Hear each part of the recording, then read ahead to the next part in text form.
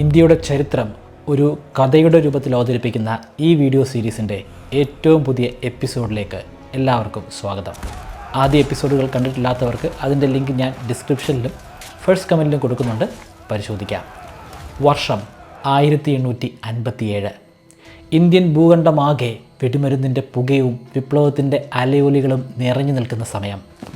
മീററ്റിലെ ബറാക്കുകളിൽ വെറുമൊരു തീപ്പൊരിയായി തുടങ്ങിയ പ്രതിഷേധം ഇന്ന് സാമ്രാജ്യത്തിൻ്റെ ഹൃദയമായ ഡൽഹിയെ ലക്ഷ്യമാക്കി നീങ്ങുന്നു.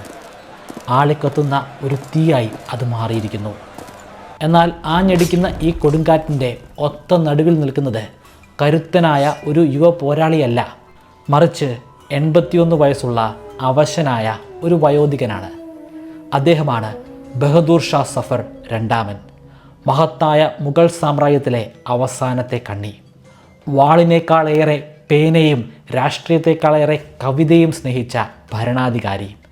താൻ ഒരിക്കലും ആഗ്രഹിക്കാതിരുന്ന ഒരു വിപ്ലവത്തിൻ്റെ സിംഹാസനത്തിലേക്കാണ് അദ്ദേഹം ഇപ്പോൾ എറിയപ്പെട്ടിരിക്കുന്നത്.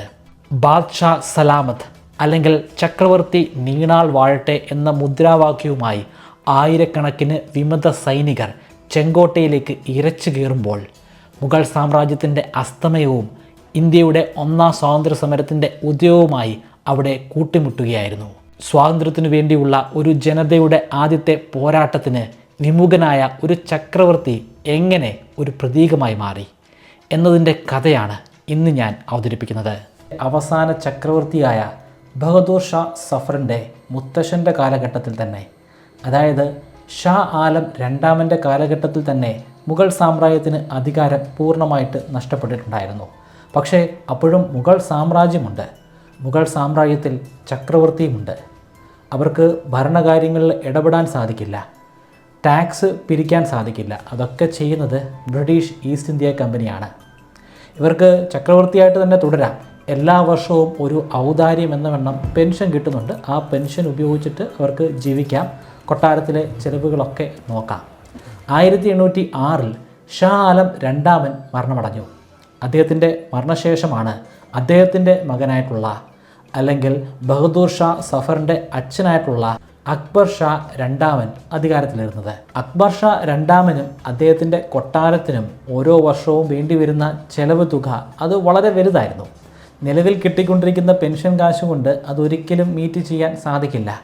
അതുകൊണ്ടാണ് രാജാറാം മോഹൻ റോയിയെ അങ്ങ് ബ്രിട്ടനിലേക്ക് അയക്കുന്നത്. രാജാറാം മോഹൻ റോയ്ക്ക് രാജ എന്ന ടൈറ്റിൽ കൊടുത്തത് തന്നെ അക്ബർ ഷാ രണ്ടാമനാണ്.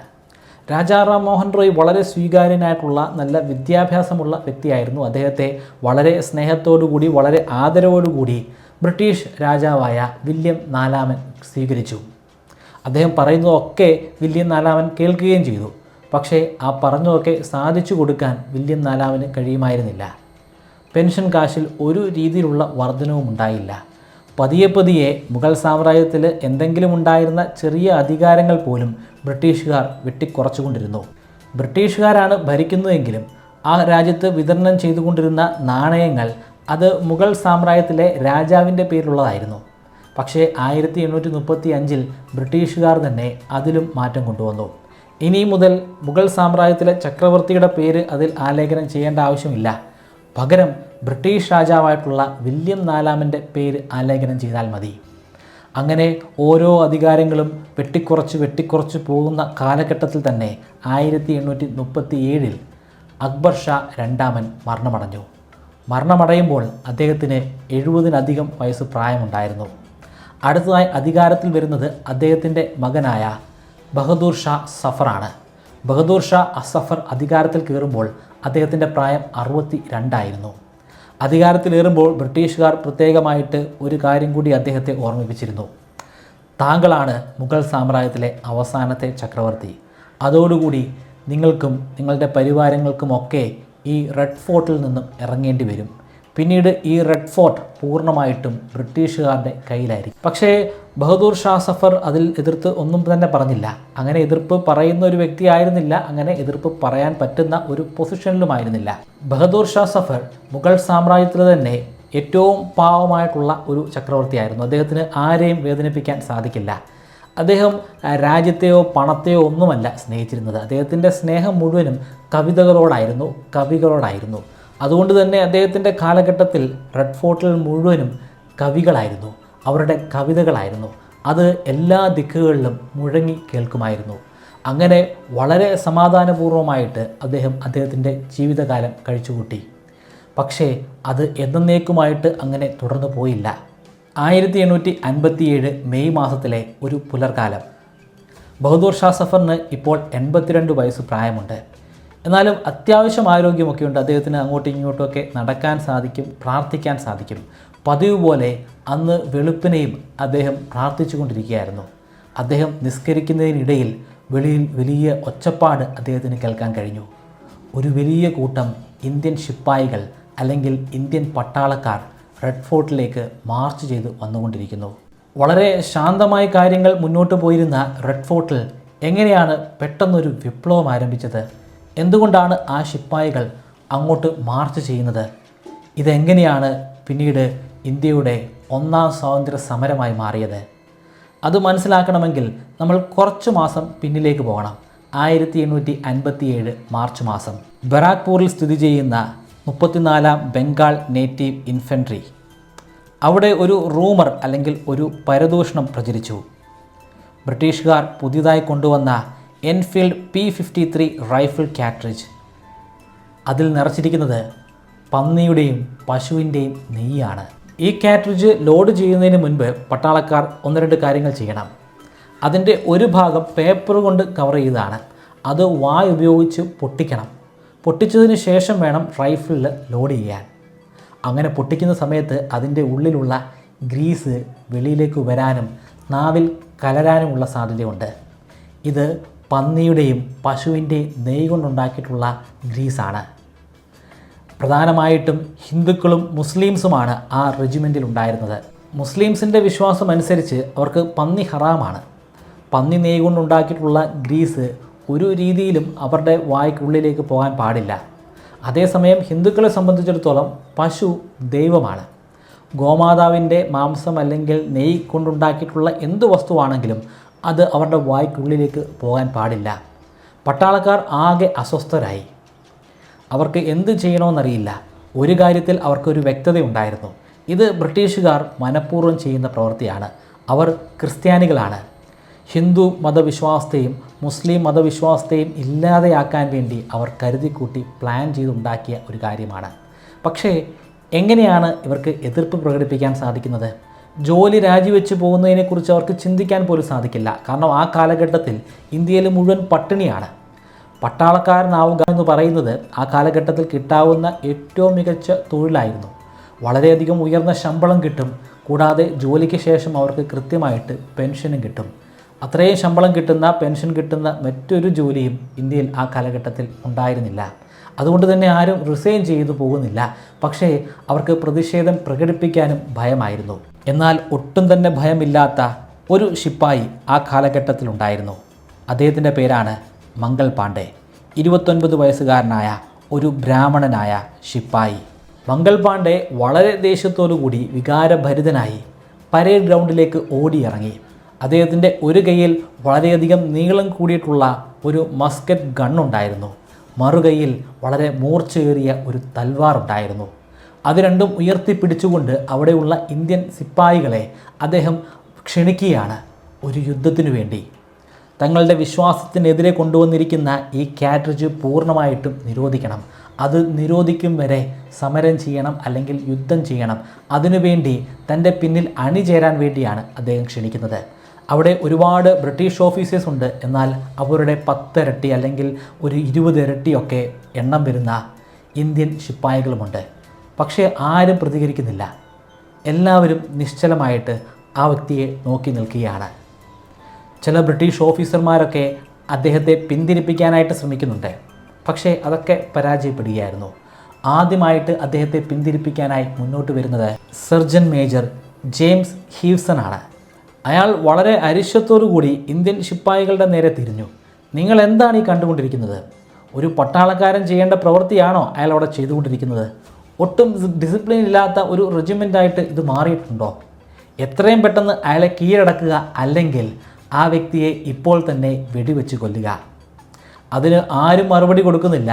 പക്ഷേ മംഗൾ പാണ്ഡെയുടെ ഭാഗത്തു നിന്നും ഒരു പ്രതികരണമുണ്ടായി. അയാൾ കയ്യിലുണ്ടായിരുന്ന മസ്കറ്റ് ഗൺ ഉപയോഗിച്ചിട്ട് ആ സെർജൻറ്റിനെ വെടിവെച്ച് കൊല്ലാൻ ശ്രമിച്ചു. പക്ഷേ അത് മിസ്സായി. സെർജൻറ്റ് അവിടെ നിന്നും പിൻവാങ്ങി. രണ്ടാമതായി അങ്ങോട്ട് വരുന്നത് ലഫ്റ്റനൻറ്റ് ബോഗാണ്. ആ ബ്രിട്ടീഷ് ഓഫീസർ ഒരു കുതിരപ്പുറത്താണ് മംഗൾ പാണ്ഡെയുടെ അടുത്തേക്ക് വേഗത്തിൽ പാഞ്ഞെടുക്കുന്നത്. മംഗൾ പാണ്ഡെ ഒട്ടും സമയം കളഞ്ഞില്ല. അദ്ദേഹത്തിൻ്റെ കയ്യിലുണ്ടായിരുന്ന മസ്കറ്റ് തോക്ക് ഉപയോഗിച്ച് വെടി ഉതിർത്തു. വെടി പിന്നെയും മിസ്സായി. പക്ഷേ ഇത്തവണ വെടി ആ കുതിരയ്ക്ക് കൊണ്ടിട്ടുണ്ട്. അതുകൊണ്ട് തന്നെ കുതിര മറിഞ്ഞ് നിലത്ത് വീണു. കുതിരപ്പുറത്തുണ്ടായിരുന്ന ബോഗും നിലത്ത് വീണു. അതിനുശേഷം ഇവർ രണ്ടുപേരും തമ്മിലുള്ള ഒരു മല്ലയുദ്ധമാണ് എല്ലാവരും കാണുന്നത്. രണ്ടുപേരും പരസ്പരം കുറച്ചധികം നേരം പോരാടി. അതിൻ്റെ അവസാന ഘട്ടങ്ങളായപ്പോൾ മംഗൾ പാണ്ഡെ ശരിക്കും ഉറഞ്ഞു തുള്ളി. അദ്ദേഹം കയ്യിലുണ്ടായിരുന്ന തൽവാർ ഉപയോഗിച്ച് ഭോഗിൻ്റെ ഷോൾഡറിൽ ആദ്യം ഒന്ന് വെട്ടി. അതിനുശേഷം അദ്ദേഹത്തിൻ്റെ കഴുത്തുകൂടി വെട്ടിമാറ്റി അദ്ദേഹം ഭോഗിനെ കീഴടക്കി. ഈ സമയം ജമാന്ദർ ഇൻ കമാൻഡ് ഈശ്വരി പ്രസാദാണ്. ഈശ്വരി പ്രസാദിനാണ് അവിടെ ഉണ്ടായിരുന്ന സകല ഇന്ത്യൻ ശിപ്പായികളുടെ മേലുള്ള അധികാരം. ഈശ്വരി പ്രസാദ് പറയുന്നത് പോലെ മാത്രമേ ശിപ്പായികൾ പ്രവർത്തിക്കത്തുള്ളൂ. ബ്രിട്ടീഷ് ഓഫീസേഴ്സ് ഈശ്വരി പ്രസാദിനോട് ഓർഡർ ചെയ്തു, എത്രയും പെട്ടെന്ന് തന്നെ നിങ്ങളുടെ പട്ടാളക്കാരെ ഉപയോഗിച്ച് ആ വ്യക്തിയെ കീഴടക്കുക, വെടിവെച്ച് കൊല്ലുക. ഈശ്വരി പ്രസാദ് ഉറച്ച സ്വരത്തിൽ പറഞ്ഞു, എൻ്റെ ഒരു മനുഷ്യർ പോലും അദ്ദേഹത്തിൻ്റെ രോമത്തിൽ പോലും തൊടില്ല. ഇന്ത്യൻ ശിപ്പായികൾ ഒന്നും തന്നെ ചെയ്യാൻ പോകുന്നില്ലെന്ന് ബ്രിട്ടീഷ് ഓഫീസേഴ്സിന് മനസ്സിലായി. അങ്ങനെയാണ് അവർ നേരിട്ട് മംഗൾ പാണ്ഡെ കീഴടക്കാൻ ശ്രമിക്കുന്നത്. പക്ഷേ അവരോടൊപ്പം ഒരു വ്യക്തി കൂടി, ഒരു ഇന്ത്യൻ ശിപ്പായി കൂടി അണിചേർന്നു. ആ വ്യക്തിയാണ് ഷെയ്ഖ് പാൽത്തു. ഷെയ്ഖ് പാൽത്തുവിൻ്റെ പേര് പറഞ്ഞ് പലരും ഒരു പ്രത്യേക മതവിഭാഗത്തെ ആക്രമിക്കാൻ ശ്രമിക്കുന്നുണ്ട്. പക്ഷേ ഷെയ്ഖ് പാൽത്തുവിനെ വേറിട്ട ഒരു വ്യക്തിയായിട്ട് കാണുന്നതായിരിക്കും ഉചിതം. കാരണം ഹിന്ദുക്കളും മുസ്ലിംസും ഒരുമിച്ച് നടന്നിട്ടുള്ള ഒരു സമരമായിരുന്നു. അതിൽ ഹിന്ദു മോശക്കാരോ അല്ലെങ്കിൽ മുസ്ലിം മോശക്കാരോ ആയിരുന്നില്ല. രണ്ടുപേരും ഒന്നിച്ചു നിന്നതുകൊണ്ട് മാത്രമാണ് അത് ആദ്യഘട്ടങ്ങളിലൊക്കെ ഒരു വലിയ വിജയമായി മാറിയത്. ആ കൂട്ടത്തിൽ ഒരു ഓഡ് വണ്ണായിട്ട് മാത്രം നിന്ന വ്യക്തിയാണ് ഷെയ്ഖ് പാൽത്തു. അദ്ദേഹത്തിൻ്റെ മതത്തെക്കുറിച്ച് പറഞ്ഞ് മറ്റ് മതങ്ങളെ അധിക്ഷേപിക്കുന്നത് ആ കാലഘട്ടത്തിൽ ഒന്നിച്ചു നിന്ന് പോരാടിയ ഇന്ത്യൻ ശിപ്പായികളെ അവഹേളിക്കുന്നതിന് തുല്യമാണ്. അതുകൊണ്ട് അത്തരത്തിലുള്ള കമൻറ്റുകൾ ദയവായി ഒഴിവാക്കുക. ഷെയ്ഖ് പാൽത്തു മംഗൾ പാണ്ഡെയുടെ പുറകിൽ നിന്നും അദ്ദേഹത്തെ വരിഞ്ഞു മുറുക്കാൻ ശ്രമിച്ചു. എന്നാൽ അതിൽ നിന്നുമൊക്കെ മംഗൾ പാണ്ഡെ കുതറി മാറി. ഇങ്ങനെയൊക്കെ ഷെയ്ഖ് പാൽത്തു ചെയ്യാൻ ശ്രമിക്കുമ്പോൾ മറ്റ് ശിപ്പായികൾ വെറുതെ ഇരുന്നില്ല. അവർ ഷെയ്ഖ് പാൽത്തുവിൻ്റെ നേരെ കല്ലുകൾ വലിച്ചെറിഞ്ഞു. അദ്ദേഹത്തെ ഭീഷണിപ്പെടുത്തി, നീ അവരെ സഹായിക്കുകയാണെങ്കിൽ ജീവനോടുകൂടി ഇതിൻ്റെ പുറത്തേക്ക് പോകാൻ സാധിക്കുമെന്ന് നീ പ്രതീക്ഷിക്കേണ്ട. പക്ഷേ ഷെയ്ഖ് പാൽത്തു അതൊന്നും വകവയ്ക്കുന്നില്ല. ബ്രിട്ടീഷ് ഓഫീസേഴ്സിനെ സഹായിച്ചു കഴിഞ്ഞാൽ തനിക്ക് കിട്ടാൻ പോകുന്ന പാരിതോഷികത്തെക്കുറിച്ച് മാത്രമാണ് അദ്ദേഹം ചിന്തിച്ചിരുന്നത്. ഈ ശ്രമങ്ങളൊക്കെ വിഫലമായി കഴിഞ്ഞപ്പോഴാണ് ജനറൽ ഹെർഷെ ഒരു കുതിരപ്പുറത്ത് പരേഡ് ഗ്രൗണ്ടിലേക്ക് വരുന്നത്. അദ്ദേഹം ഒറ്റയ്ക്കല്ല, അദ്ദേഹത്തിൻ്റെ രണ്ടു വശങ്ങളിലായി കുതിരപ്പുറത്ത് തന്നെ അദ്ദേഹത്തിൻ്റെ 2 ആൺമക്കളും ഉണ്ടായിരുന്നു. ഹെർഷയ്ക്ക് അത്യാവശ്യം നല്ല പ്രായമുണ്ട്. പക്ഷേ ഹെർഷയുടെ ലക്ഷ്യം മംഗൾ പാണ്ഡെ ആയിരുന്നില്ല, ഈശ്വരി പ്രസാദ് ആയിരുന്നു. ജനറൽ ഹെർഷെ തൻ്റെ കയ്യിലുണ്ടായിരുന്ന നീളമേറിയ മസ്കറ്റ് തോക്ക് ഈശ്വരി പ്രസാദിൻ്റെ നേർക്ക് പിടിച്ചുകൊണ്ട് പറഞ്ഞു, നിങ്ങൾ ഇപ്പോൾ ഓർഡർ കൊടുത്തില്ലെങ്കിൽ ആദ്യം ഇവിടെ പെടഞ്ഞു വീണ് മരിക്കാൻ പോകുന്നത് നിങ്ങളായിരിക്കും. മംഗൾ പാണ്ഡെയ്ക്ക് കാര്യത്തിൻ്റെ ഗതി എന്താണ്ട് മനസ്സിലായി. ഈശ്വരി പ്രസാദ് ഉറപ്പായിട്ടും ഓർഡർ കൊടുക്കും. ആരെങ്കിലുമൊക്കെ ഇപ്പോൾ തന്നെ പിടിക്കാനുള്ള സാധ്യതയുണ്ട്. തന്നെ പിടിച്ചു കഴിഞ്ഞാൽ നാണം കെടുത്തും, ക്രൂരമായിട്ടായിരിക്കും കൊലപ്പെടുത്തുന്നത്. ബ്രിട്ടീഷുകാരുടെ കാൽ കീഴിൽ കിടന്നുകൊണ്ട് പെടഞ്ഞ് മരിക്കുന്നതിനേക്കാൾ ഭേദം സ്വയം ആത്മാഹൂതി വരിക്കുന്നതാണെന്ന് മംഗൾ പാണ്ഡെ മനസ്സിലാക്കി. തൻ്റെ കയ്യിലുണ്ടായിരുന്ന ആ നീളമുള്ള മസ്കറ്റ് തോക്ക് അദ്ദേഹം നേരെ ഗ്രൗണ്ടിലേക്ക് വെച്ചു. അതിൻ്റെ പിടിഭാഗമാണ് ഗ്രൗണ്ടിലേക്ക് വെക്കുന്നത്. ഗ്രൗണ്ടിൽ തോക്ക് വെച്ചതിന് ശേഷം അതിൻ്റെ മറുവറ്റം അദ്ദേഹത്തിൻ്റെ നെഞ്ചത്തോട് ചേർത്ത് പിടിച്ചു. കുനിഞ്ഞാണ് നിൽക്കുന്നത്, എങ്കിൽ മാത്രമാണ് നെഞ്ചിന് നേർക്ക് ആ തോക്കിൻ്റെ മുന വരികയുള്ളൂ. അതിനുശേഷം അദ്ദേഹം കാൽവിരൽ ഉപയോഗിച്ചിട്ട് കാഞ്ചിയിൽ ചവിട്ടി വെടിയുതിർത്തു. പക്ഷേ മംഗൾ പാണ്ഡെ മരിച്ചില്ല. കാരണം അദ്ദേഹം ചരിഞ്ഞാണല്ലോ നിൽക്കുന്നത്. ചരിഞ്ഞ് നിൽക്കുന്നത് കൊണ്ട് തന്നെ അദ്ദേഹത്തിൻ്റെ ചെസ്റ്റിനുള്ളിലൂടെ തുളച്ച് വെടിയുണ്ട വെളിയിലേക്ക് പോയില്ല. അതിന് പകരം ചെസ്റ്റിലൂടെ കയറി നേരെ ഷോൾഡർ വഴിയാണ് വെളിയിലേക്ക് പോകുന്നത്. അതായത് ഉള്ളിലേക്കുള്ള ഒരു മുറിവല്ല, മറിച്ച് പുറമേ വെളിയിൽ കൂടിയുള്ള ഒരു മുറിവായിരുന്നു. പക്ഷേ ദാരുണമായിട്ടാണ് അദ്ദേഹത്തിന് പരിക്കേറ്റത്. ശരീരത്തിൽ നിന്നും ഒരുപാട് രക്തം വാർന്നുപോയി.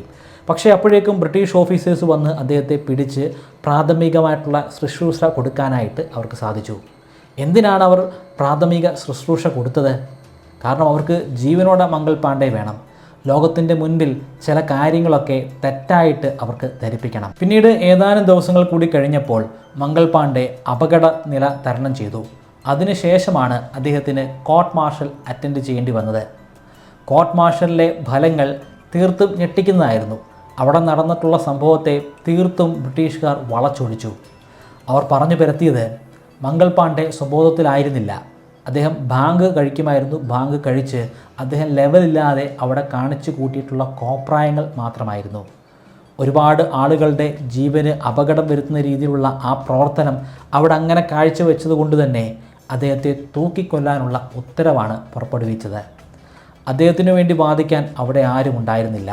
ബ്രിട്ടീഷുകാർ പലകുറി ചോദിച്ചു, നിങ്ങളുടെ പിന്നിൽ ആരൊക്കെയായിരുന്നു, ആരൊക്കെയാണ് ഇതിൻ്റെ സൂത്രധാരന്മാർ?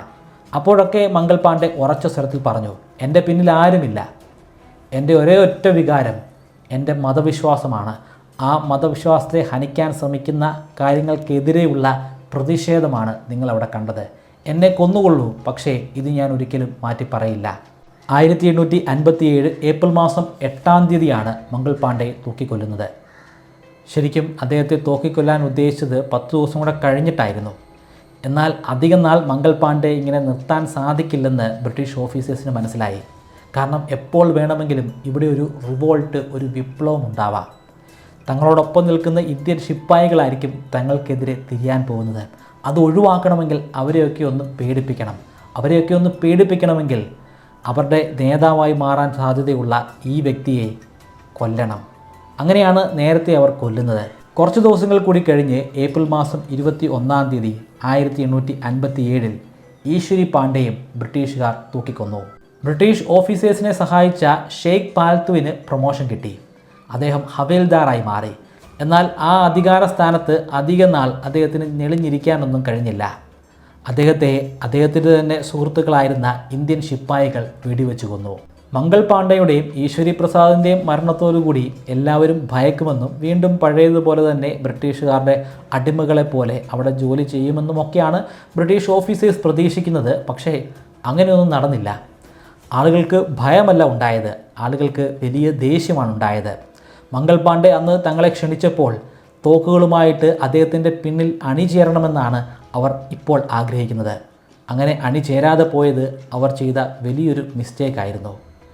അവർ ഒരു വലിയ വിപ്ലവം ആരംഭിക്കാൻ പോകുന്നു. പല രീതിയിലുള്ള ചർച്ചകൾ ക്യാമ്പിൽ നടക്കുന്നുണ്ട്. ഇത് ബ്രിട്ടീഷ് ഓഫീസേഴ്സ് നേരത്തെ തന്നെ മനസ്സിലാക്കി. അതുകൊണ്ട് തന്നെ 34th ബംഗാൾ നേറ്റീവ് ഇൻഫൻട്രി അവർ പൂർണ്ണമായിട്ടും നിർത്തലാക്കി.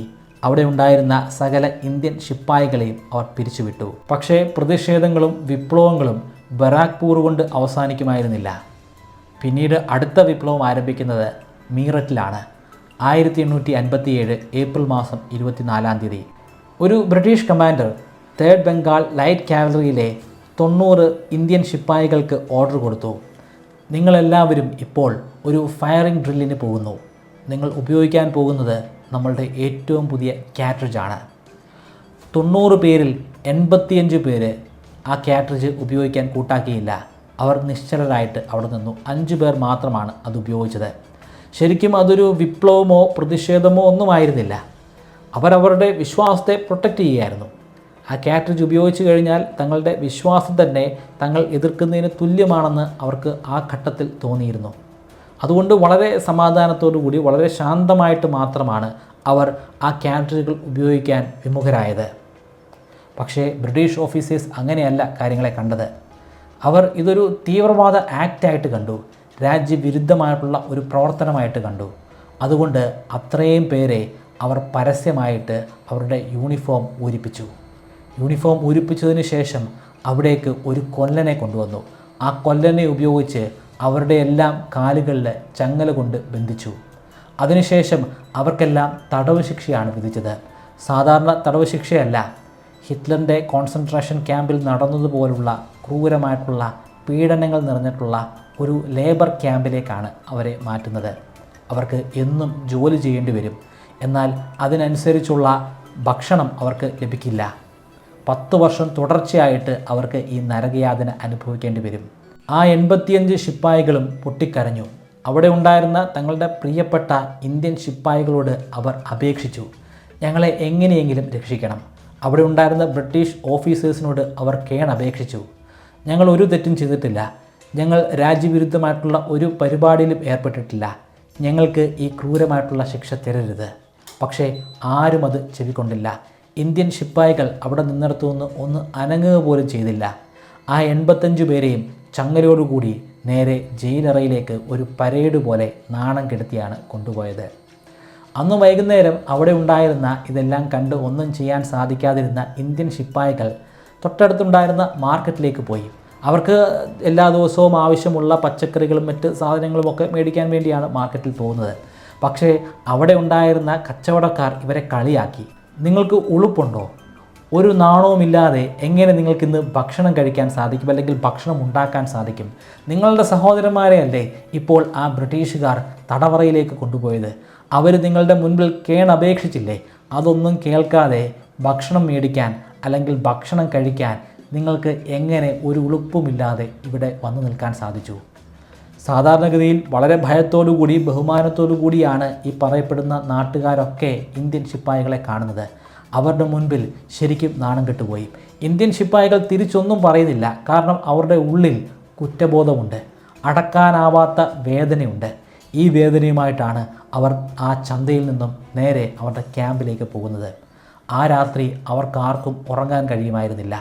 അവരുടെ ഉള്ളിൽ എരിയുന്ന ഒരു തീനാളമുണ്ടായിരുന്നു. ആ തീനാളം അവരെ ഉരുക്കിക്കൊണ്ടേയിരുന്നു. ആ തീയുടെ ചൂടിൽ നിന്നും അവർ ചില തീരുമാനങ്ങളെടുത്തു. ബ്രിട്ടീഷ് ഭരണം ഇനി ഇവിടെ വേണ്ട. ഇനി ഇവിടെ ഭരിക്കേണ്ടത് ഇന്ത്യക്കാർ മാത്രമായിരിക്കണം. പക്ഷേ പെട്ടെന്ന് എടുത്തു ചാടി ഒന്നും ചെയ്യാൻ സാധിക്കില്ല. കാരണം ബ്രിട്ടീഷുകാരുടെ കയ്യിൽ ശക്തമായിട്ടുള്ള തോക്കുകളുണ്ട്. ഇവരുടെ കയ്യിൽ തോക്കുകളൊന്നുമില്ല. ബ്രിട്ടീഷുകാർ കൊടുക്കുമ്പോൾ മാത്രമാണ് ഇവർക്ക് ആർമറിയിൽ കയറി ആയുധങ്ങൾ എടുക്കാൻ സാധിക്കുന്നത്. തക്കതായിട്ടുള്ള ഒരു സമയത്തിനു വേണ്ടി കാത്തിരിക്കണം. അധികം വൈകാതെ ആ ദിവസം വന്നെത്തി. 1857 മെയ് മാസം 10-ാം തീയതി. അതൊരു ശനിയാഴ്ച ദിവസമാണ്. ശനിയാഴ്ച ദിവസം വൈകുന്നേരം.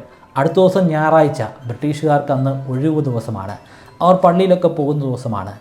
ശനിയാഴ്ച ദിവസവും വൈകുന്നേരം അവർ പള്ളിയിൽ പോകാനായിട്ട് കുടുംബസമേതം ഒരുങ്ങിക്കൊണ്ടിരിക്കുന്നു. കാര്യമായിട്ട് ബ്രിട്ടീഷുകാരുടെ ഒരു സാന്നിധ്യവും അവിടുത്തെ കണ്ടോൺമെൻറ്റിൽ ഉണ്ടായിരുന്നില്ല. തെരുവുകളിലൊന്നും കാര്യമായിട്ട് ബ്രിട്ടീഷുകാരുടെ സാന്നിധ്യമില്ല. അവർ പള്ളിയിലേക്ക് പോകാനുള്ള തയ്യാറെടുപ്പിലാണ്. ഈ സമയത്ത് മുദ്രാവാക്യങ്ങൾ കണ്ടോൺമെൻറ്റിൽ നിന്ന് ഉയർന്നു കേട്ടു. 2 വ്യത്യസ്തമായിട്ടുള്ള മുദ്രാവാക്യങ്ങൾ. ഒന്ന് ഹർ ഹർ മഹാദേവ എന്നാണെങ്കിൽ മറ്റൊന്ന് ദീൻ ദീൻ എന്ന് ഉയരുന്ന സ്ലോഗനാണ്. ഈ 2 മുദ്രാവാക്യവുമായിട്ട് അവർ ഒരു വലിയ കലാപത്തിന് തിരികൊളുത്തി. ആർമറിയിൽ ഇവർക്ക് നേരിട്ട് പ്രവേശിക്കാൻ സാധിക്കില്ല. ഇവർ ആ ആർമറി തകർത്ത് അതിൻ്റെ ഉള്ളിലേക്ക് കയറി. അവിടെ ഉണ്ടായിരുന്ന പല ആയുധങ്ങളും ഇവർ കവർന്നെടുത്തു. അതിനുശേഷം മുദ്രാവാക്യങ്ങളുമായി അവർ നേരെ പോകുന്നത് 85 തടവുകൊള്ളികളെ അല്ലെങ്കിൽ 85 ശിപ്പായികളെ സൂക്ഷിച്ചിരിക്കുന്ന ആ വലിയ ജയിലറയിലേക്കാണ്. ജയിലറകളുടെ വാതിലുകൾ അവർ ചവിട്ടിപ്പൊളിച്ചു. അതിനുശേഷം അതിൻ്റെ ഉള്ളിലേക്ക് കയറി. അവരോടൊപ്പം ഒരു കൊല്ലൻ കൂടി ഉണ്ടായിരുന്നു. ഇതേ കൊല്ലൻ തന്നെയാണ് കുറച്ച് ദിവസങ്ങൾക്ക് മുൻപ് അവരുടെ പ്രിയപ്പെട്ട 85 സഹോദരന്മാരുടെ കാലുകളിലും കൈകളിലുമൊക്കെ ചങ്ങലകൾ കൊണ്ട് ബന്ധിച്ചത്. അതേ കൊല്ലനെ കൊണ്ട് തന്നെ അവർ ആ ചങ്ങലകൾ മുറിച്ചു മാറ്റി. അതിനുശേഷം ഒരു വലിയ ബഹളത്തോടു കൂടി ആ സംഘം തെരുവിലേക്കിറങ്ങി. അവരെ എതിർക്കാനായി ചില ബ്രിട്ടീഷ് ഓഫീസേഴ്സ് അപ്പോഴേക്കും ആ പ്രദേശത്ത് എത്തിയിട്ടുണ്ടായിരുന്നു. എന്നാൽ കണ്ണിൽ കണ്ട സകല ബ്രിട്ടീഷ് ഓഫീസർമാരെയും ഈ ശിപ്പായികൾ വെറുതെ വിട്ടില്ല. അവരെയെല്ലാം കൊന്നുതള്ളി. ഒരു വലിയ വിപ്ലവത്തിൻ്റെ തുടക്കമായിരുന്നു. പക്ഷേ ഇങ്ങനെ അവർക്ക് എത്ര നേരം മുന്നോട്ട് പോകാൻ പറ്റും? രാജ്യത്തെ സംബന്ധിച്ചിടത്തോളം ഇവർ ഇപ്പോൾ പട്ടാളക്കാരല്ല. ഇവർ തീവ്രവാദികളാണ്, അല്ലെങ്കിൽ രാജ്യവിരുദ്ധരാണ്. എന്നാൽ ബ്രിട്ടീഷുകാരല്ലാത്ത ഒരു വ്യക്തി ഈ രാജ്യം ഭരിക്കുകയാണെങ്കിൽ, അവരുടെ അനുയായികളായിട്ട് ഈ ശിപ്പായികൾ മാറുകയാണെങ്കിൽ ഇവർ പിന്നെ തീവ്രവാദികളല്ല, ഇവർ ഇന്ത്യയുടെ പോരാളികളായിട്ട് മാറും. അതിനുവേണ്ടി ഒരു നേതാവ് ഇവർക്ക് വേണം.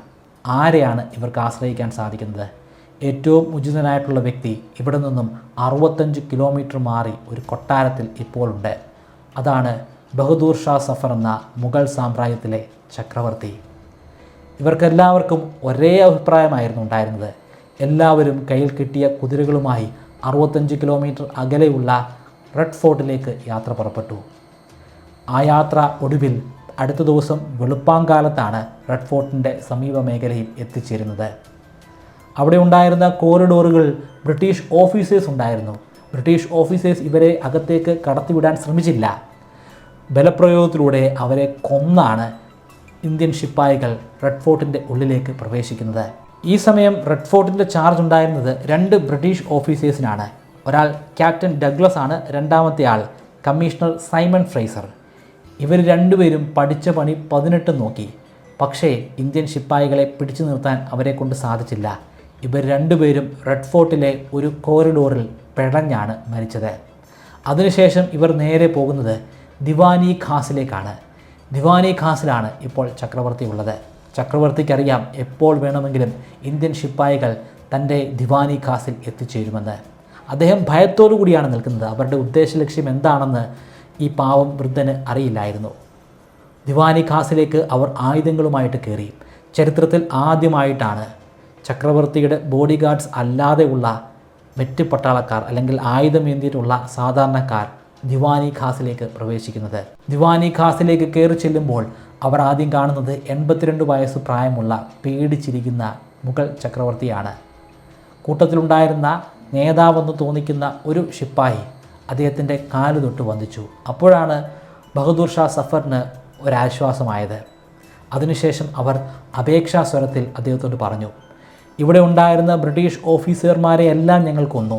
ഇവിടെ മാത്രമല്ല, അങ്ങ് മീററ്റ് മുതലുള്ള പ്രദേശങ്ങളിൽ ഞങ്ങൾ ഒരുപാട് ബ്രിട്ടീഷ് ഓഫീസേഴ്സിനെ കൊന്നിട്ടുണ്ട്. അവിടെ ഒന്നും ഇപ്പോൾ ഭരിക്കുന്നത് ബ്രിട്ടീഷുകാരല്ല, ഈ ഞങ്ങളാണ്. ഞങ്ങളുടെ ചക്രവർത്തിയായിട്ട് താങ്കൾ മാറണം. ഹിന്ദുസ്ഥാൻ എന്ന സാമ്രാജ്യം ഇനി ഭരിക്കേണ്ടത് ഏതെങ്കിലും ഒരു വരുത്തനല്ല, മറിച്ച് ഞങ്ങളുടെ പ്രിയപ്പെട്ട ചക്രവർത്തിയായ ബഹദൂർ ഷാ സഫറാണ്. സഫർ അവരെ കാര്യങ്ങൾ പറഞ്ഞ് മനസ്സിലാക്കാൻ ശ്രമിച്ചു. എൻ്റെ പേരിൽ മാത്രമേ ഉള്ളൂ ചക്രവർത്തി സ്ഥാനം. എനിക്ക് ഒരു രീതിയിലുള്ള അധികാരവുമില്ല. എനിക്ക് ട്രഷറി ഇല്ല. എൻ്റെ കയ്യിൽ പണമില്ല. നിങ്ങൾക്ക് ഞാൻ എങ്ങനെ ശമ്പളം തരും? ശമ്പളമില്ലാതെ എങ്ങനെയാണ് ഒരു പട്ടാളത്തിന് മുന്നോട്ട് പോകാൻ സാധിക്കുന്നത്? എൻ്റെ കയ്യിൽ ആയുധങ്ങളുമില്ല, വേറെ സൈന്യവുമില്ല. നിങ്ങൾ ദയവായി ഇവിടുന്ന് വെളിയിലേക്ക് പോവുക.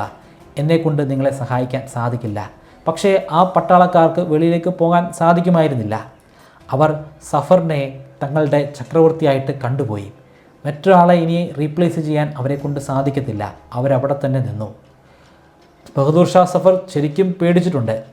തൻ്റെ മുമ്പിൽ നിൽക്കുന്ന ആളുകൾ വളരെ ബഹുമാനത്തോടു കൂടിയാണ് തന്നോട് പെരുമാറുന്നത്. പക്ഷേ അതിനോടൊപ്പം തന്നെ അവരൊക്കെ നല്ല ദേഷ്യത്തിലുമാണ്. അവരുടെ കയ്യിൽ ആയുധങ്ങളുണ്ട്. പ്രായമുള്ള ഈ ഒരു വൃദ്ധന് എന്താണ് ചെയ്യാൻ സാധിക്കുക? ഒടുവിൽ ഒരു നിവൃത്തിയുമില്ലാതെ വന്നപ്പോൾ ബഹദൂർ ഷാ സഫർ സമ്മതിച്ചു, ശരി, ഞാൻ നിങ്ങളുടെ ചക്രവർത്തിയാകാം. അവിടെ ഉണ്ടായിരുന്ന സകല വ്യക്തികളും ഒരേ സ്വരത്തിൽ ഏറ്റുവിളിച്ചു, ഷെഹൻഷാ ഇ ഹിന്ദുസ്ഥാൻ, അല്ലെങ്കിൽ ഹിന്ദുസ്ഥാൻ്റെ ചക്രവർത്തി. ആ കാലഘട്ടത്തിലെ ഹിന്ദുക്കളും മുസ്ലിംസും തമ്മിലുള്ള ഒരു യൂണിറ്റിയാണ് ഇത് കാണിക്കുന്നത്. ഹിന്ദുക്കളാണ് അതിൽ കൂടുതൽ ആളുകളും, മുസ്ലിംസുമുണ്ട്. പക്ഷേ എല്ലാവരും ഒരേ സ്വരത്തിൽ പറയുന്നത്, ഞങ്ങളുടെ ഹിന്ദുസ്ഥാൻ ഭരിക്കേണ്ടത് ബ്രിട്ടീഷുകാരല്ല, മറിച്ച് ഒരു മുസ്ലിം മതവിശ്വാസിയായ ബഹദൂർ ഷാ സഫറാണ്.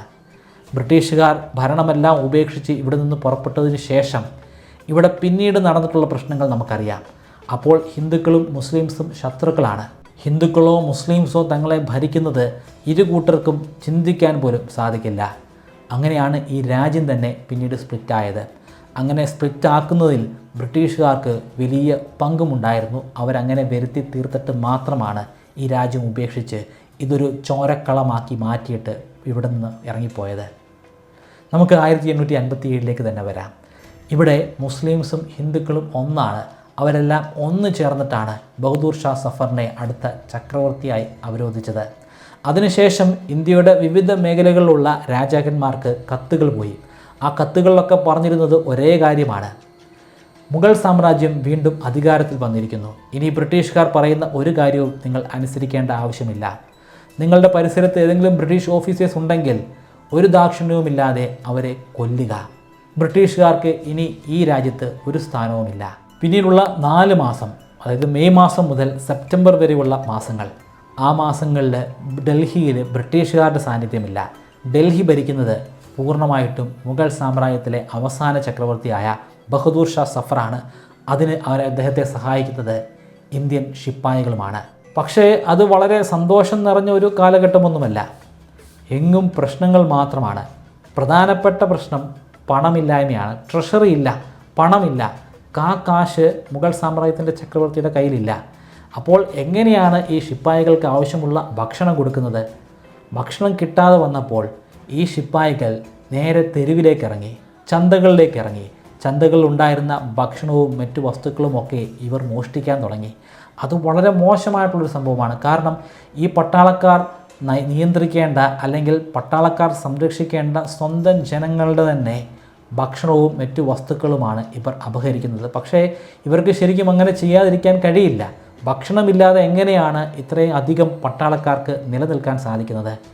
ഇത് നിയന്ത്രിക്കാനായി സഫർ പരമാവധി ശ്രമിച്ചു. പക്ഷേ മുഹമ്മദ് ഷാ സഫറിനെ കൊണ്ടൊന്നും സാധിക്കില്ല. കാരണം വളരെ സാധുവായിട്ടുള്ളൊരു കവിയാണ്. അദ്ദേഹത്തിന് കവിത എഴുതാനും വായിക്കാനും ഒക്കെ അറിയുള്ളൂ, അല്ലാതെ പട്ടാളക്കാരെ നിയന്ത്രിക്കാൻ അദ്ദേഹം പഠിച്ചിട്ടില്ല. എന്നാൽ പട്ടാളക്കാരെ നിയന്ത്രിക്കാനായി അവിടെ ഒരു കമാൻഡർ ഉണ്ടായിരുന്നു, ഭക്ത് ഖാൻ. ഭക്ത് ഖാനും പരമാവധി ശ്രമിച്ചിട്ടുണ്ട്. പക്ഷേ അദ്ദേഹത്തെ കൊണ്ട് ഈ പട്ടാളക്കാരെ മെരുക്കാൻ സാധിച്ചില്ല. ശരിക്കും പറഞ്ഞാൽ അവിടെയുള്ള ജനങ്ങൾ ഇന്ത്യൻ ശിപ്പായികളെ കൊണ്ട് പൊറുതിമുട്ടിയ ഒരു കാലഘട്ടം കൂടിയാണ് ഈ 4 മാസം. ഈ 4 മാസം ബ്രിട്ടീഷുകാർ വെറുതെ ഇരിക്കുകയായിരുന്നില്ല. അവർക്ക് ഒരു വലിയ പ്രതികാരം വീട്ടാനുണ്ട്. പ്രതികാരം വീട്ടാനുള്ള ഉചിതമായിട്ടുള്ള സമയത്തിന് വേണ്ടി, ആയുധങ്ങൾക്ക് വേണ്ടി അവർ കാത്തിരിക്കുകയാണ്. മുഗൾ സാമ്രാജ്യത്തിൻ്റെ തലസ്ഥാന നഗരിയിൽ നിന്നും അല്പം വെളിയിലേക്ക് മാറി ഒരു വലിയ കുന്നുണ്ട്. ആ കുന്നിൻ്റെ മുകളിൽ ഇവരൊരു ക്യാമ്പ് സെറ്റ് ചെയ്തു. ഇവരുടെ ഒപ്പമുള്ളത് ഇവർ ബ്രിട്ടീഷ് ഓഫീസേഴ്സ് മാത്രമല്ല, വേറെയും ചില ഇന്ത്യക്കാരുണ്ട്. പ്രധാനമായിട്ടും ഗൂർഖ റൈഫിൾസ് ഉണ്ട്, കൂടാതെ സിഖുകാരുമുണ്ട്. പഞ്ചാബിൽ നിന്നും ട്രെയിൻ വഴി ആധുനികമായിട്ടുള്ള ടെക്നോളജിയിലുള്ള ആയുധങ്ങൾ, യുദ്ധക്കോപ്പുകൾ ഈ മലമുകളിൽ അവർ നിരന്തരമായി എത്തിച്ചുകൊണ്ടിരുന്നു. കുന്നിൻ്റെ മുകളിൽ ആധുനികമായിട്ടുള്ള ക്യാനനുകൾ അല്ലെങ്കിൽ പീരങ്കികൾ അവർ ഘടിപ്പിച്ചു. ആ പീരങ്കിയുടെ മുന നേരെ പോകുന്നത് അങ്ങ് അകലെയുള്ള റെഡ് ഫോർട്ടിൻ്റെ കവാടത്തിന് നേരെയാണ്. പക്ഷേ അത്രയും റേഞ്ചിൽ നിന്നുകൊണ്ട് ഒരിക്കലും ആ കവാടം തകർക്കാൻ ഈ പീരങ്കികൾക്ക് സാധിക്കില്ല. പക്ഷേ എങ്കിൽ പോലും സൈക്കോളജിക്കലായിട്ടുള്ള ഒരു മേൽക്കോയ്മ ഉണ്ടാക്കിയെടുക്കാൻ വേണ്ടി ആ ക്യാനൻ അവരങ്ങനെ തന്നെ നിർത്തി. അതേ ക്യാനൻ ഉപയോഗിച്ച് ആ കുന്നിന് മുകളിൽ ഉണ്ടായിരുന്ന മിലിറ്ററി ക്യാമ്പ് ആക്രമിക്കാൻ വരുന്ന ശിപ്പായികളെ വകവരുത്താനും അവർ ശ്രമിച്ചു. ശിപ്പായികൾ ഈ നീക്കമൊക്കെ മനസ്സിലാക്കി അവർ ഒരു കൂട്ടമായി ഈ കുന്നിന് മുകളിലുണ്ടായിരുന്ന മിലിറ്ററി ക്യാമ്പിനെ ആക്രമിക്കാൻ ശ്രമിച്ചു. പക്ഷേ അതൊരു വലിയ പരാജയമായിരുന്നു. കാരണം ഒരു വലിയ കുന്നിന് മുകളിലാണോ, കുന്നിന് മുകളിലുള്ള ഒരു സൈന്യത്തെ ആക്രമിച്ച് കീഴടക്കുക എന്ന് പറയുന്നത് വളരെ പ്രയാസമാണ്. അതേസമയം കുന്നിന് മുകളിലുള്ള ആളുകൾക്ക് വളരെ ഈസി ആയിട്ട് താഴെ നിന്നും മുകളിലേക്ക് നുഴഞ്ഞു കയറുന്ന ആളുകളെ വെടിവെച്ച് കൊല്ലാൻ സാധിക്കും. നിരന്തരമായിട്ടുള്ള ഇത്തരത്തിലുള്ള ആക്രമണങ്ങൾ ഉണ്ടായതിനെ തുടർന്ന് ശിപ്പായികൾ അല്പം പിന്നിലേക്കൊന്ന് മാറി. ശിപ്പായികളുടെ അപ്പോഴുമുള്ള ആശ്വാസം തങ്ങളുടെ റെഡ് ഫോർട്ടാണ്. അത് അതീവ സുരക്ഷിതത്വമുള്ള ഒരു കോട്ടയാണ്. ആ കോട്ട ഭേദിക്കാൻ ഒരിക്കലും ബ്രിട്ടീഷുകാർക്ക് സാധിക്കില്ല. ബ്രിട്ടീഷുകാർ ഇനി ആ കോട്ട ഭേദിക്കാൻ ശ്രമിക്കുകയാണെങ്കിൽ തങ്ങൾക്കാണ് മേൽക്കോയ്മ. ഇപ്പോൾ ബ്രിട്ടീഷുകാർ ആസ്വദിക്കുന്ന ആ മേൽക്കോയ്മ തങ്ങൾക്ക് കിട്ടും. ആ സമയത്ത് കോട്ടയുടെ മുകളിലായിരിക്കും ഇന്ത്യൻ ശിപ്പായികൾ. അവർക്ക് മുകളിൽ നിന്ന് താഴെയുള്ള ബ്രിട്ടീഷ് ആർമിയെ ആക്രമിക്കാനുള്ള ഒരു ഭാഗ്യം കിട്ടും. എന്തായാലും ബ്രിട്ടീഷുകാർ അങ്ങോട്ട് വരും. ആ നിമിഷത്തിനായി ഇന്ത്യൻ ശിപ്പായികൾ കാത്തിരുന്നു. ഓഗസ്റ്റ് മാസമായപ്പോൾ ബ്രിട്ടീഷ് ക്യാമ്പിലേക്ക് വളരെ ക്രൂരനായ ഒരു ബ്രിഗേഡിയർ ജനറൽ എത്തിച്ചേർന്നു. അദ്ദേഹമാണ് ജോൺ നിക്കൾസൺ. ഒരു ആജാനുബാഹുവായിട്ടുള്ള വ്യക്തിയാണ്. നല്ല നീളം, അതിനെ വെല്ലുവിളിക്കുന്ന തരത്തിലുള്ള നീളമേറിയ ഒരു താടി, ക്രൂരതയുടെ പര്യായം എന്നൊക്കെ നമുക്ക് ഈ വ്യക്തിയെ വിളിക്കാം. അദ്ദേഹത്തിന് മനസാക്ഷി എന്നൊന്നില്ല. കൊല്ലുക, കീഴടക്കുക എന്നത് മാത്രമാണ് അദ്ദേഹം ചിന്തിക്കുന്നത്. ബ്രിഗേഡിയർ നേരെ ക്യാമ്പിൽ വന്നതിന് ശേഷം കമാൻഡേഴ്സിനോട് പറയുന്നത് എന്തിനാണ് നമ്മളിവിടെ കാത്തിരിക്കുന്നതെന്നാണ്. ഒട്ടും സമയം കളയാതെ അവിടെയുള്ള സകല ശിപ്പായികളെ കൊന്നു തള്ളണം. അദ്ദേഹത്തിൻ്റെ വരവോടുകൂടിയാണ് കാര്യങ്ങൾ മാറി മറിയുന്നത്. 1857 സെപ്റ്റംബർ മാസം 14-ാം തീയതി ഒഫീഷ്യലായിട്ടുള്ള ഓർഡർ പുറപ്പെടുവിക്കപ്പെട്ടു. റെഡ് ഫോർട്ട് ആക്രമിക്കുക. ആക്രമിക്കാനായിട്ട് അവരുടെ കയ്യിൽ പ്രത്യേകമായിട്ടുള്ള ചില പദ്ധതികളുണ്ട്. ആ ബൃഹത്തായിട്ടുള്ള കോട്ട തകർക്കണമെങ്കിൽ കോട്ടയിൽ അല്ലെങ്കിൽ അതിൻ്റെ ഒരു കവാടത്തിൻ്റെ ഭാഗത്ത് ഒരു വലിയ ഓട്ടയുണ്ടാക്കണം. അതിനുവേണ്ടി അവർ തിരഞ്ഞെടുക്കുന്നത് കാശ്മീർ ഗേറ്റാണ്. കാശ്മീർ ഗേറ്റിന് നേരെ ഒരു വലിയ സംഘം ബ്രിട്ടീഷ് ഓഫീസേഴ്സും ബ്രിട്ടീഷ് എഞ്ചിനീയേഴ്സും വെടിമരുന്നുമായിട്ട് കൂടി പട്ടാപ്പകലാണ് ഈ സംഭവം. ഇന്ത്യൻ ശിപ്പായികൾ ആ കോട്ടയുടെ മുകളിലിരുന്ന് ഈ സംഭവങ്ങളൊക്കെ കാണുന്നുണ്ടായിരുന്നു. അങ്ങോട്ട് പാഞ്ഞെടുക്കുന്ന ബ്രിട്ടീഷ് ഓഫീസേഴ്സിനെയും എഞ്ചിനീയേഴ്സിനെയും അവർ വെടിവെക്കാൻ തുടങ്ങി. ചില വെടിയുണ്ടകളൊക്കെ മിസ്സായി, എന്നാൽ ചിലതൊക്കെ കൃത്യമായിട്ട് ഓഫീസേഴ്സിൻ്റെ നെഞ്ചത്ത് തുളഞ്ഞ് കയറിയിട്ടുണ്ട്. അങ്ങനെ പിടഞ്ഞു വീണ് മരിക്കുന്ന ആ ബ്രിട്ടീഷ് ഓഫീസേഴ്സിൻ്റെയും എൻജിനീയേഴ്സിൻ്റെയും കയ്യിലുണ്ടായിരുന്ന വെടിമരുന്ന് പിടിച്ചെടുത്തുകൊണ്ട് പിന്നാലെ വരുന്ന ബ്രിട്ടീഷ് ഓഫീസേഴ്സ് പിന്നെയും ഗേറ്റിന് നേരെ ഓടിക്കൊണ്ടിരുന്നു. വളരെ ധീരമായിട്ടുള്ള പ്രവൃത്തിയാണ് ഈ ഘട്ടത്തിൽ ബ്രിട്ടീഷ് ഓഫീസേഴ്സ് ചെയ്യുന്നത്. നിരന്തരമായി ഇന്ത്യൻ ശിപ്പായികൾ അവരെ വേട്ടയാടിക്കൊണ്ടിരുന്നു. എന്നാൽ അല്പസമയം കഴിഞ്ഞപ്പോൾ ഒരു വലിയ സ്ഫോടനമുണ്ടായി. ആ സ്ഫോടനത്തോടുകൂടി കാശ്മീർ ഗേറ്റ് ഛിന്നഭിന്നമായി. ഇതൊരു വലിയ സൂചനയായിരുന്നു. ആ പ്രദേശത്തു നിന്നും അല്പം മാറി ബ്രിട്ടീഷ് സൈന്യം നിലയുറപ്പിച്ചിട്ടുണ്ട്. അവർ ഒളിച്ചിരിക്കുകയാണ്. എപ്പോഴാണോ ആ സ്ഫോടന ശബ്ദം കേൾക്കുന്നത് അപ്പോൾ നേരെ കാശ്മീർ ഗേറ്റിന് മുൻപേക്ക് സഞ്ചരിക്കുക. അവിടെ ഇപ്പോൾ തകർന്നു കിടക്കുന്ന ഗേറ്റാണ് കാണാൻ കഴിയുക. ആ ഗേറ്റിൻ്റെ ഉള്ളിലൂടെ ഓടി അകത്തേക്ക് കയറി ഇന്ത്യൻ ശിപ്പായികളെ കശാപ്പ് ചെയ്യണം. അങ്ങനെ ഓടിയെടുക്കുന്ന ആ ബ്രിട്ടീഷ് സൈനികരോടൊപ്പം തന്നെ ബ്രിഗേഡിയർ ജനറൽ ജോൺ നിക്കൾസണും ഉണ്ടായിരുന്നു. പിന്നീട് അങ്ങോട്ട് പൊരിഞ്ഞ യുദ്ധമാണ്. രണ്ട് കൂട്ടരും ഒപ്പത്തിനൊപ്പമാണ് വേട്ടയാടിയത്. അങ്ങോട്ടും ഇങ്ങോട്ടും വേട്ടയാടി കൊന്നുകൊണ്ടേയിരുന്നു. ആദ്യഘട്ടങ്ങളിലൊക്കെ മേൽക്കോയ്മ ഉണ്ടായിരുന്നത് ഇന്ത്യൻ സൈനികർക്കാണ്. കാരണം ഇന്ത്യൻ സൈനികർ അവിടെ ഉണ്ടായിരുന്ന പല കെട്ടിടങ്ങളുടെ മുകളിലാണ് നിൽക്കുന്നത്.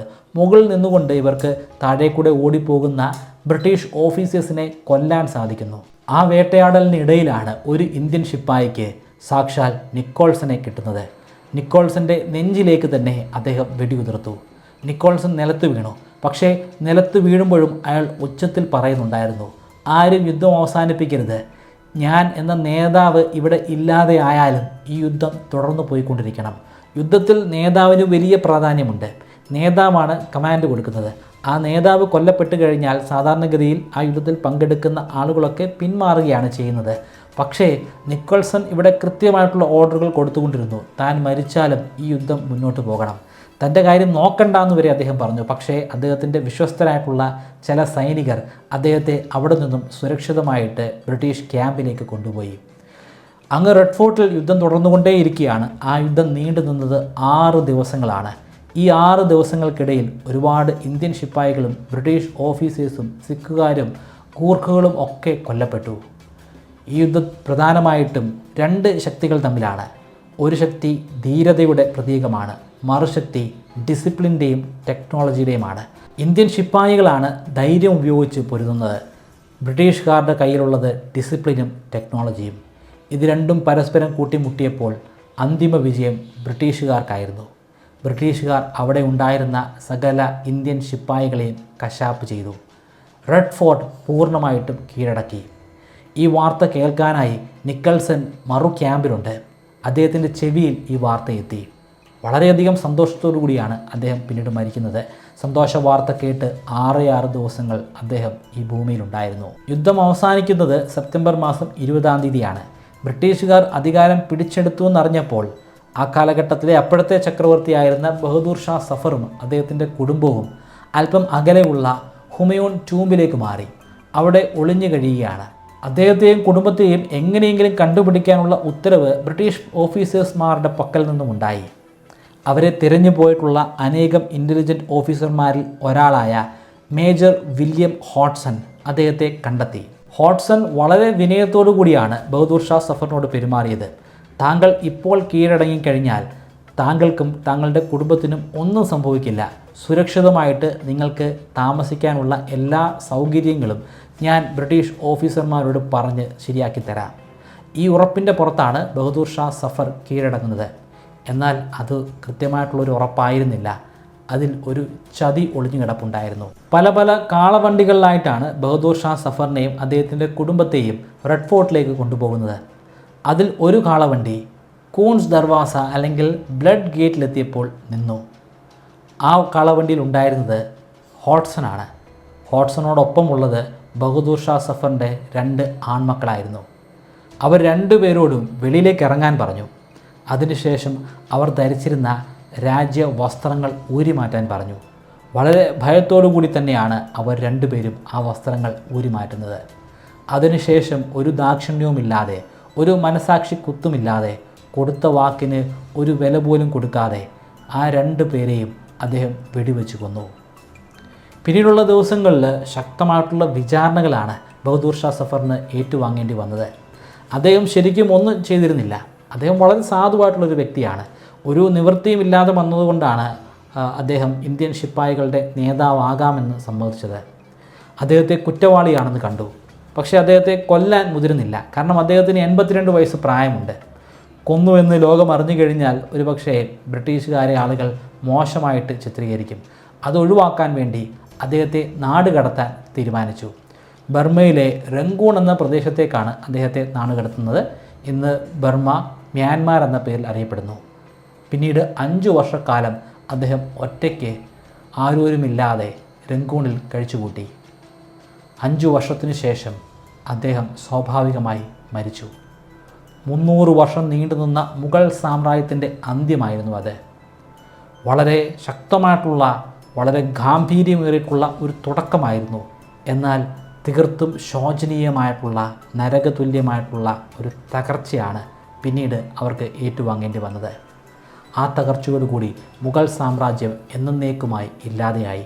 അതിന് പിൻതലമുറക്കാർ പോലും ഇല്ലാത്ത ഒരു മോശമായ ഘട്ടത്തിലേക്ക് എത്തിച്ചേരേണ്ടി വന്നു. 300 വർഷക്കാലമായി ഇന്ത്യ ഭരിച്ചിരുന്നത്, അല്ലെങ്കിൽ ഡൽഹി ഭരിച്ചിരുന്നത് മുഗൾ ചക്രവർത്തിമാരാണ്. പക്ഷേ ഇനി അങ്ങോട്ട് ഭരിക്കാൻ അവരില്ല. ഇനി ഭരിക്കാൻ പോകുന്നത് ബ്രിട്ടീഷുകാരാണ്. ബ്രിട്ടീഷ് രാജ്ഞിയായ വിക്ടോറിയയാണ്. ഇതോടുകൂടി first war of Indian independence അവസാനിച്ചു. പക്ഷേ അതിൻ്റെ അലയൊലികൾ അവസാനിച്ചിട്ടുണ്ടായിരുന്നില്ല. ലക്നൗവിലും ഝാൻസിയിലുമൊക്കെ വീണ്ടും യുദ്ധങ്ങൾ നടന്നുകൊണ്ടേയിരുന്നു. ഝാൻസി റാണിക്ക് എന്താണ് സംഭവിച്ചത്? ഝാൻസി റാണി എങ്ങനെയാണ് ഝാൻസിയിൽ നിന്നുകൊണ്ട് ബ്രിട്ടീഷുകാരെ തുരത്താൻ ശ്രമിച്ചുകൊണ്ടിരുന്നത്? ഝാൻസി റാണിയുടെ ആ പോരാട്ടങ്ങളെക്കുറിച്ച് നിങ്ങൾക്കറിയണമെങ്കിൽ താഴെ കമൻറ്റ് ബോക്സിൽ ഝാൻസി റാണി എന്ന് കമൻറ്റ് ചെയ്യൂ. ഒരുപാട് ആളുകൾ കമൻറ്റ് ചെയ്യുകയാണെങ്കിൽ അടുത്ത എപ്പിസോഡ് തീർച്ചയായും ഝാൻസി റാണിയെക്കുറിച്ചുള്ളതായിരിക്കും. ഈ വീഡിയോ നിങ്ങൾക്ക് ഇഷ്ടപ്പെട്ടെങ്കിൽ ഉറപ്പായിട്ടും ലൈക്ക് ചെയ്യുക. നിങ്ങളുടെ വിലയേറിയ അഭിപ്രായങ്ങൾ താഴെ കമൻറ്റ് ബോക്സിൽ ഒന്ന് രേഖപ്പെടുത്തുക. നിങ്ങൾക്ക് ഞാനൊരു 25 മെമ്മറി ട്രിക്കുകൾ പറഞ്ഞു തരാം. ആ ട്രിക്കുകൾ ഉപയോഗിച്ച് എത്ര കടികെട്ടിയായിട്ടുള്ള വിഷയങ്ങളും വളരെ ഈസിയായി പഠിക്കാനും ദീർഘനാളത്തേക്ക് നിങ്ങളുടെ ഓർമ്മശക്തിയിൽ സൂക്ഷിച്ചു വയ്ക്കാനും സാധിക്കും. ഈ 25 ട്രിക്കുകൾ ബ്രൈറ്റ് കേരളൈറ്റിൻ്റെ വെബ്സൈറ്റിലും മൊബൈൽ ആപ്ലിക്കേഷനിലും ഇപ്പോൾ ഒരു കോഴ്സിൻ്റെ രൂപത്തിൽ ലഭ്യമാണ്. 3000 രൂപയാണ് ഈ കോഴ്സിൻ്റെ ഫീ. എന്നാൽ നിങ്ങൾ ഇപ്പോൾ രജിസ്റ്റർ ചെയ്യുകയാണെങ്കിൽ 20% ഡിസ്കൗണ്ട് ലഭിക്കുന്നതാണ്. അതിനുവേണ്ടി ഈ സ്ക്രീനിൽ കാണുന്നത് പോലെ memory20 എന്ന പ്രോമോ കോഡ് ഉപയോഗിക്കുക. ഡിസ്ക്രിപ്ഷനിലും ഫസ്റ്റ് കമൻറ്റിലും ഞാൻ ലിങ്ക് കൊടുക്കുന്നുണ്ട്. താല്പര്യമുള്ളവർ ഇപ്പോൾ തന്നെ ചെക്കൗട്ട് ചെയ്യുക.